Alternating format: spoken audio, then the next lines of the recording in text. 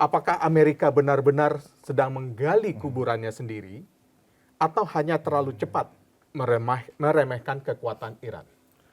Saya mau koreksi dulu, Pak. Ya, Amerika itu perlu 20 tahun untuk akhirnya kalah dari Taliban. akhirnya kalah dari Taliban. Oke. Ya. Jadi itu pelajaran yang besar bahwa hegemon besar seperti Amerika atau negara adidaya itu pada akhirnya akan terjerembab pada keyakinannya dia sangat kuat. Dan justru kekuatannya ini yang akan membuat dia menjadi masalahnya karena kadang-kadang dia nggak bisa mengukur kekuatan yang lain, semua disamakan. Seandainya saya mempunyai air dengan jumlah 5 gelas, orang lain gelasnya 1 gelas, maka saya lebih banyak ini. Dia tidak berpikir soal bahwa atau tidak cukup mendalami bahwa kekuatan itu bukan hanya dari besar atau banyaknya atau canggihnya, tapi juga dari will, kemauan dari siapa lawannya. Nah kali ini Amerika sebetulnya saya percaya bahwa para jenderal Amerika itu sudah mempunyai strategi military option. Di dalam konflik antar negara atau persaingan antar negara, negara tidak hanya menggunakan militer. Militer hanya salah satu option dari beberapa option. Ya.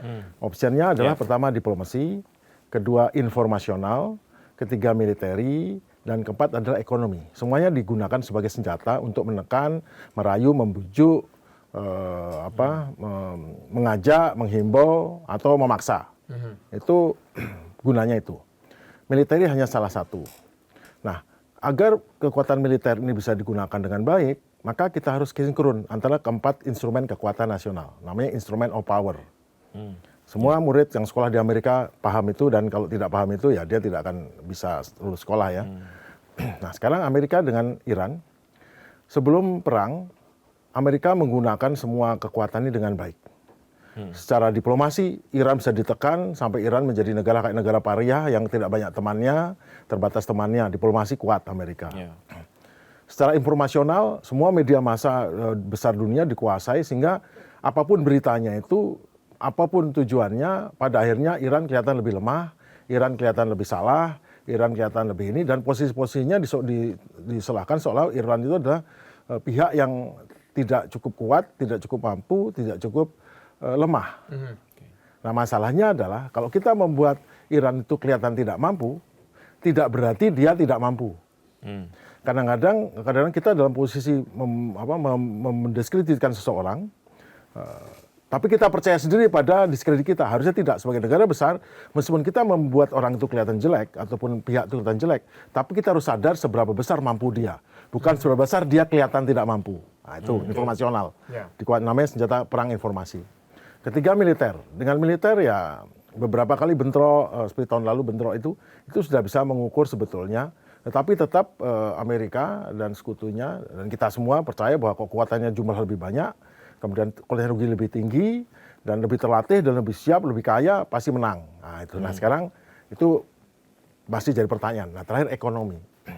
Selama 40 tahun terakhir Iran itu diberi sanksi ekonomi, embargo. Iran kemampuan untuk berjualan dengan yang luar, berjualan, kemudian membeli barang, memproduksi barang, jasa dan barang, itu menjadi sangat terbatas karena ada sanksi ekonomi. Sanksi ekonomi adalah barang siapa yang berhubungan dengan Iran untuk hal-hal tertentu, akan juga kena sanksi. Akibatnya Iran harus sangat sulit untuk berhubungan dengan negara lain, harus mulai tangan ketiga, tangan keempat, atau pasar gelap. Dan itu membuat Iran tidak bertumbuh dengan normal. Mungkin dia hanya maksimal kapasitasnya 40%, 50% untuk jadi negara yang maju berkembang. Karena sebagian besar dia hambat. Tapi meskipun demikian, ternyata Iran itu banyak yang baru tahu sebetulnya negaranya baik-baik saja. Sehari-hari tidak ada orang yang mengemis di pinggir jalan.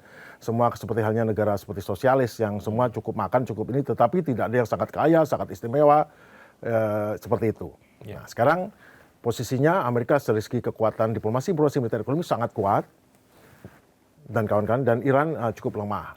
Saya kasih skor dia 90, Iran ya 30 lah.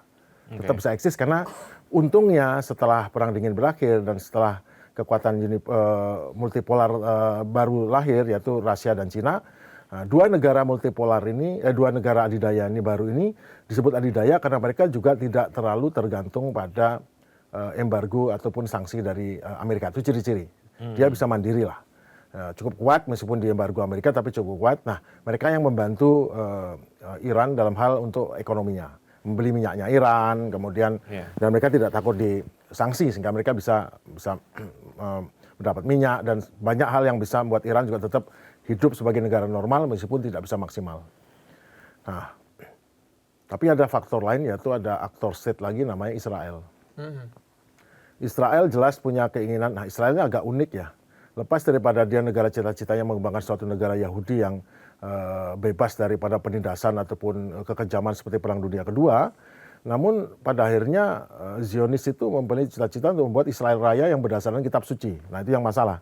Kalau berdasarkan kitab suci, maka kita bisa mengklaim apa itu Mojopahit, karena itu baru beberapa ratus tahun yang lalu. Kalau kitab suci larinya ke 3.000 tahun yang lalu, zamannya Nabi Sulaiman kan.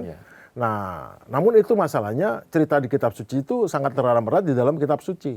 Baik kitab sucinya Yahudi, kitab sucinya Kristen, dan kitab sucinya Islam juga. Tercatat bahwa bahkan mereka percaya bahwa nanti kalau pada akhir dunia akan datang penyelamat yang semua kita percaya bahwa itu akan datang. Itu bercampur dengan masalah kan. Bila suatu negara yang rasional mulai mencampurkan objektifnya dengan yang tidak rasional, itu menjadi hal-hal yang rasional menjadi berkurang. Akhirnya Israel menjadi tidak rasional, tapi rasionalitasnya adalah ada orang yang diuntungkan dengan kondisi seperti ini. Kondisi Israel yang selalu dalam tekanan, dalam ini tuh diuntungkan. Namanya lobby Yahudi di Amerika.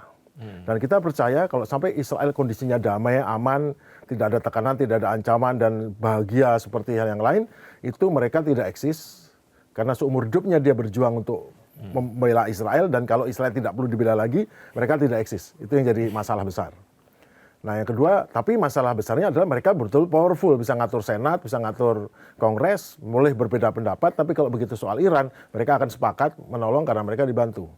Termasuk Presiden Trump juga ada masalah, katanya kelihatannya juga Presiden Trump ini jadi nggak rasional karena dia disandera, mungkin ada masalah dia yang diketahui rahasianya oleh Israel dan membuat dia menjadi suka nggak suka dia harus ikut sama mau Israel. Nah sekarang apapun kejadiannya, apapun tujuannya yaitu menghilangkan kemampuan Iran untuk memperkaya atau memperkaya dari uranium, itu bukan itu tujuannya. Semua juga tahu, kalaupun Iran bisa membuat bom nuklir, so what?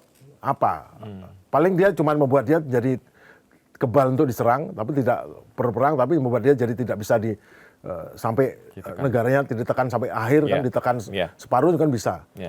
Tapi yang ditakutkan sekarang adalah kemampuan rudal balistik Iran yang ternyata jauh melebihi negara lain di dunia. Pun termasuk ini, rudal balistik taktis, tidak antar benua tapi antar region. Sampai 3.000, 4.000, antar benua sampai 6.000 ya. Tapi ini dia belum antar benua, tetapi sudah sangat ampuh, canggih, dan memiliki aneka ragam warhead yang membuat kesulitan bagi peralatan untuk penangkis serangan udara. Nah, yang terjadi adalah Netanyahu itu dari apa yang kita ketahui sangat keberatan. Dia udah 40 tahun rasanya ingin mengganti regime change. Regime change keputusannya hanya diserang dan dibunuh gitu aja. Sesimpel itu.